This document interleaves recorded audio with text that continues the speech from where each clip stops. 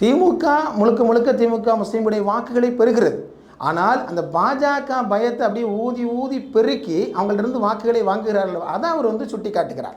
பொதுவான ஒரு விஷயம் என்ன கேட்டோம்னா, பாஜகங்கிறது ஒன்றுமே இல்லை. ஆனால் அதே நேரம் முஸ்லீம்களுடைய வாக்குகள் திரட்டப்பட வேண்டும் என்கிற ஒரு தேவை இருக்கிறது. அந்த தேவையில் ஏன் முஸ்லீம்களுடைய பங்களிப்பு ஒரு காத்திரமாக இல்லை என்கிற ஒரு ஆதங்கத்தை, கோபத்தை அவர் வெளிப்படுத்தியிருக்காங்க. அதுக்கு வெளிப்படுத்திய வார்த்தைகள் தவறாக இருக்கலாம். இறை தூதர் போன்ற வார்த்தைகள் என்பது அது தவறானது. அது இங்கே இருக்கிற எந்த முஸ்லீம்களும் ஏற்றுக்கொள்ளாத ஒரு வார்த்தை சொல்லி. ஆனால் அதே நேரம் நாங்களும் அது மாதிரி தான் போராடிட்டு இருக்கோம். நீங்கள் திமுக ஏன் ஒரு சார்பாக போகிறீர்கள்?